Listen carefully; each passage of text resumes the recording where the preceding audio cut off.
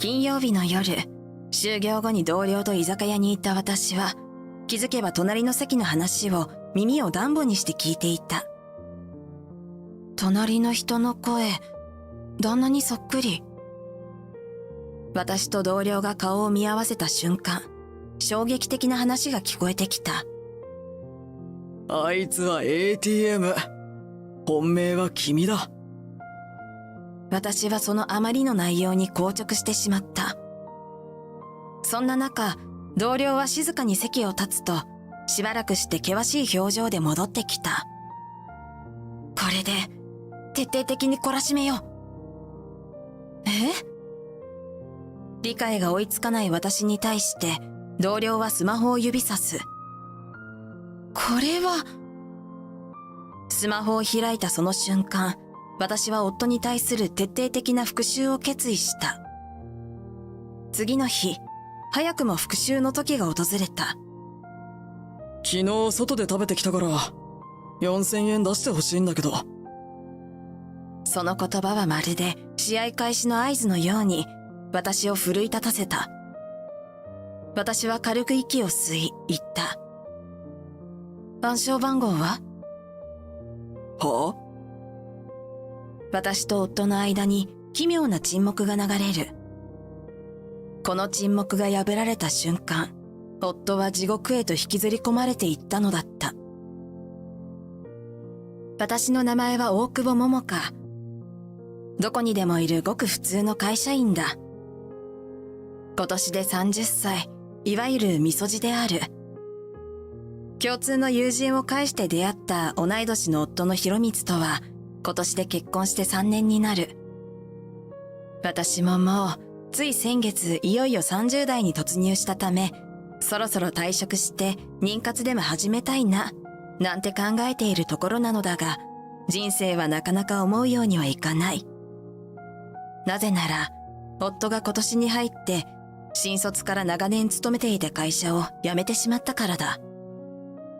どうやら、流行り病の影響で著しく会社の売り上げが悪化し、ほぼリストラのような感じで辞めさせられたそうだ。今は求職活動をしているのだが、なかなかいい会社に巡り合えないようで、夫の就職先が見つかるまでは、私はとても仕事を退職するわけにはいかない状況だった。ただいまー。あれ？まだ帰っていないの？そんなこんなで毎日仕事に勤しむ私だが、最近私が残業を終えて帰ると夫が家にいないことがある。残業を終えてからの帰宅のため、時間にすると19時や20時頃だ。そんなに転職活動が大変なんだろうか。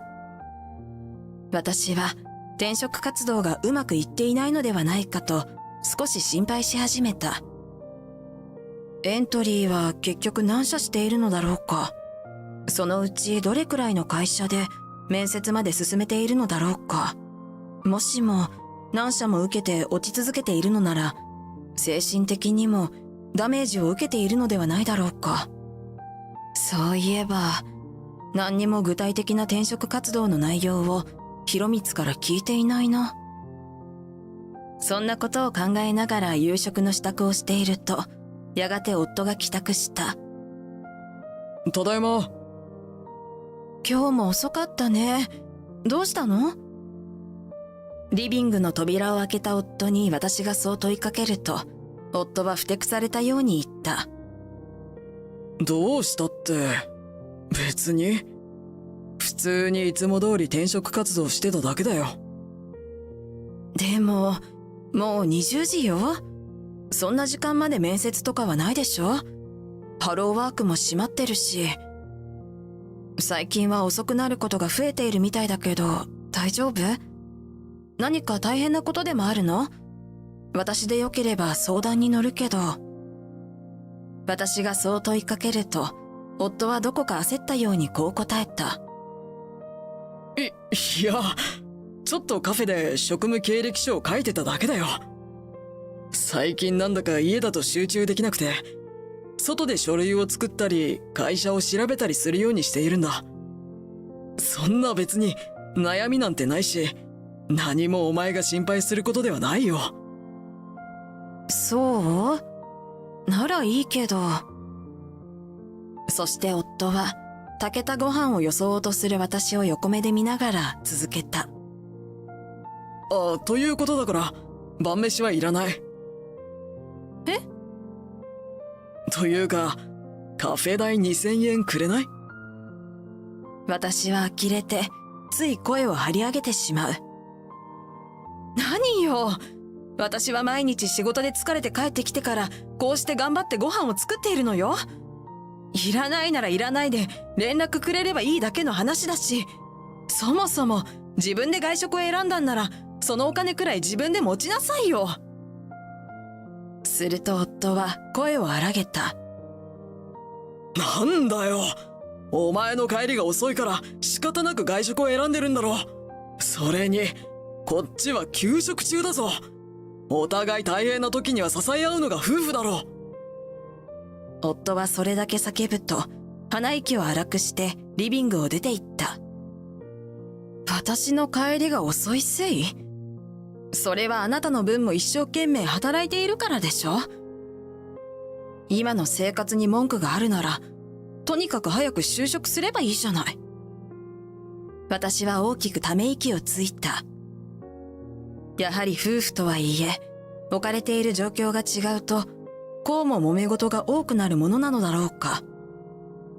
二人とも働いていた時はお金で揉めることなんて一切なかったのに、夫が退職する少し前から夫婦の間にこんなピリピリした空気が流れるようになったのだ。広光が復職してくれない限りはこんな状況がずっと続くのだろうか。私はそんな未来を想像し、それはうんざりだと結論付けた。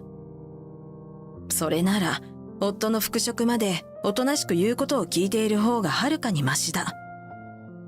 そして私はしぶしぶカバンを漁り、1000円を2枚財布から出すと机に置いたのだった。これで今月はもう3万円以上渡しているわ。次の日の朝、夫は机の上の2000円を手に取るとすっかり機嫌を元に戻していた。お、サンキューな。じゃあ今日も仕事頑張って。ありがとう。あなたは今日の予定は？今日はハローワークに行ってくるよ。そう、わかったわ。じゃあ行ってきます。私たちはそんないつも通りの何の変哲もない会話を交わして別れた。この時の私は予想だにしていなかった。まさか十数時間後に夫の姿をあんなところで見かけることになろうとは。それは仕事を終えて疲れ切った私に同僚のカホがかけてくれた一言がきっかけだった。今日もお疲れ様。お疲れ様。ねえ、今日は金曜日だし、パーッと飲みに行かない？お、いいね。行こう行こう。そうして私たちは会社を出ると、駅の近くの居酒屋に入った。乾杯をすると、すぐに仕事の愚痴が始まる。まったく、定時間際になんで仕事振ってくるかな、あの上司。本当に、あれがなかったら、私たち今日は定時に帰れてたよね。そうだよ。まったくさ、こんなに残業しているんだから、もうちょっと給料増やしてくれるなら、まだ100歩譲って許してやってもいいけどさ。ほんとそうだよね。大賛成。私は独り身だからいいけどさ、あんたは家庭があるから大変だよね。そういえば最近旦那さんどんな感じなの？で、どうした？私は気づけば同僚の話なんてそっちのけで、隣の席の話を耳を暖房にして聞いていた。私は唇に指を当ててジェスチャーし、隣に座る同僚にメッセージを送った後でスマホを指さした。何？スマホ？スマホを開き、私からのメッセージを見たであろう同僚が声を上げる。は？し。私が再びそう言うと、同僚はいそいそと指を動かした。どういうこと？同僚からのメッセージに、私は再度詳細の状況説明を送る。だから、隣の人の声、旦那にそっくりなんだって。でも、カップルっぽいよ。人違いじゃないの？いや、だから焦ってるんでしょ？もしかして、浮気ってこと？私たちが顔を見合わせた瞬間、隣の席から衝撃的な話が聞こえてきた。早く博光と結婚したいな。まあまあ、もうちょっと待ってくれ。仕事を探してる期間に、あいつから絞り取れるだけ、金を絞り取るから。ほんと悪いよね、博光。わざとゆっくり転職活動してるんでしょ？それで生活費多めに請求してさ。まあ、そうだな。あいつはただの ATM だから。ひどい。本命は凛花だから、安心して。ありがとう、博光。大好きだよ。俺もだよ、凛花。その後も、夫の口からは衝撃的な内容が語られ続ける。私はそのあまりの内容に硬直してしまった。そんな中、同僚は静かに席を立つ。待って、行かないで、一人にしないで。そんな私の心の声は同僚には届かなかった。どうしたらいいの？突撃する？それとも気づかないふりをする？これから私たち夫婦はどうなるの？というか、いつから私は騙されていたの？私はまるで、この空間の中で一人だけ時間が止まったかのように、しばらくそんなことを堂々巡りで考えていった。どれくらいの時間が経ったのだろうか。やがて同僚が険しい表情で戻ってきた。これでバッチリだよ。徹底的に懲らしめよう。バッチリって何が？理解が追いつかない私に対して同僚はスマホを指さす。ほら、スマホ見て。これは。スマホを開いたその瞬間、私は夫に対する徹底的な復讐を決意したのだった。その日、同僚に送ってもらって私は何とか帰宅した。同僚はしばらくそばにいてくれたが、やがて夫が帰宅するよりも先に電車の都合で帰ってしまった。私は夫と顔を合わせる勇気が湧かず、早々にベッドに潜り込んだ。それから数十分、夫は帰宅した。物音を立てないように、そろそろと家の中を歩いているのが分かった。そのやけに静かな足音は、何とも不自然に感じられた。私は復讐のタイミングを見計らいつつも、いつの間にか孤独な眠りについていった。次の日だった。早くもその復讐のタイミングが訪れたのだ。昼過ぎに起きてきた夫は、掃除中の私の背中にブツブツと話しかけた。昨日、お前遅かっただろ？また外で適当に食ってきたから、4000円出してほしいんだけど。その言葉はまるで試合開始の合図のように私を奮い立たせた。あなたの方が遅かったくせに、よく言うわ。へえ、そう。私は軽く息を吸い、こう続けた。暗証番号は？は？私と夫の間に奇妙な沈黙が流れる。一体何のことだ？とぼける夫に私は続ける。私は ATM なんだよね。だからほら、お金を引き出すためには暗証番号を入力してください。私の煽るようなその言い方に、夫は突然逆ギレし始めた。なんだよ偉そうに。 ATM はそんな偉そうな口聞かないぞ。私は夫のこの反応には驚いた。私が ATM だということはいとも簡単に認めるのね。いや、そういうことじゃなくて。そして夫のわずかな言葉の隙間に入り込む。前の会社の都合で辞めたなんて嘘だったんだね。すると夫は口調をさらに荒げた。お前、なんでそれを。昨日話していたじゃない。居酒屋で本命さんと。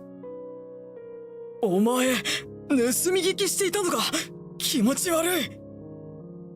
気持ち悪いですって。会社に不倫がバレてクビになっているあなたの方が気持ち悪いわ。なんだと。ふざけるな。夫は自分の落ち度には一切触れず、私を責め立てる。お前は俺に金だけ渡してればいいんだよ。そうすれば凛花ちゃんと平和に暮らしていけるのに、なんでこんな余計なことするんだよ。夫はもはや自分のしていることを隠すことも否定することもないようだ。あなた、自分で何を言ってるか分かってる？あなたのやってることは立派な不貞行為なのよ。もしも私が訴えたら絶対に負けるんだからね。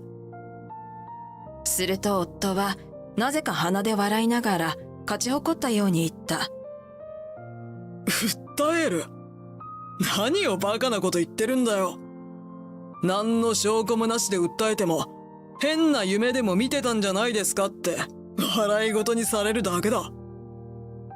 私はそんな余裕の表情の夫に同僚が送ってくれた最後の切り札を使わせてもらうことにした。そう、そこまで言うのね。反省して浮気をやめるのなら一度くらい許してあげてもいいとは思っていたけれど、まさかこんなにも堂々と浮気を認めるだなんて思ってもいなかったわ。残念だけど証拠はあるの。後から謝ったって遅いからね。すると夫はようやく少し焦り始めた。証拠ってなんだよ。あるなら今ここで見せてみろよ。私はゆっくりとスマホの再生ボタンを押す。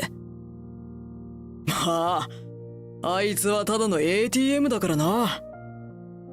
ひどい。本命は凛花だから安心して。ありがとう。これは。そう、それは昨日の夫と浮気女の会話。同僚が機転を利かせてとっさに録音を開始してくれていたのだ。これは俺の声じゃないぞ。加工でもしたんじゃないのか。苦しい言い訳をする夫に私は詰め寄る。動画もあるわ。そう、あの時離席した同僚はなんと夫と浮気女の動画まで撮ってくれたのだ。そこにはどう見てもカップルにしか見えない距離感の男女が赤裸々にお互いへの思いを語り合っている様子が映っている。こんなのプライバシーの侵害だ。訴えてやる。もしもとかの話じゃないぞ。俺は本気だからな。冷や汗を流しながら叫ぶ夫に私は言ってやった。じゃあ私はこの証拠をもとにあなたを浮気で訴えるわ。もしもとかの話でなく本気よ。あなたはプライバシーの侵害で私を訴えたらいいんじゃない？どうぞご勝手に。ちょっと待ってくれ。どうしてそうなるんだ。何よ、言い出しっぺはあなたじゃない。その瞬間夫は今までの態度を一変させた。地面に頭をこすりつけ、おえつを漏らしながら叫ぶ。やめてくれ。頼む。頼むから訴えないでくれ。そんなことしたら、今まで俺が頑張って貯めてきたお金も、リンカちゃんとの未来も、全てが壊れるじゃないか。はあ？私はつい大きな声を上げてしまった。何それ？ここまで言ってもまだ変な夢見てるの？いい？あなたがしたのは不貞行為。それから何を頑張ったのか知らないけど、そのお金はあなたの分も一生懸命働いている私から奪ったものなのよ。早く変な夢から目を覚まして、慰謝料まみれの現実に目を向けることね。そんな、それだけは勘弁してくれ。悪かった。許してくれ。その言葉が初めから出ていたら、許される可能性もわずかに残っていたのに。自業自得よ。私はそう言うと、泣きわめく夫を一切無視して、荷物をまとめて家を出た。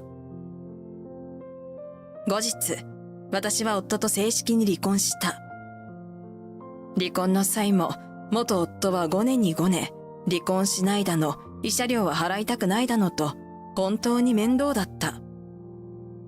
そのため、私は仕方なく義両親に間に入ってもらい、慰謝料230万円を立て替えてもらった。それから今まで多めに請求されてきた生活費もしっかりと返してもらった。義両親は元夫がその分のお金を返してくれるまで徹底的にしごき上げるそうだ。もちろん手始めに元夫には浮気女との絶縁を強要したようだ。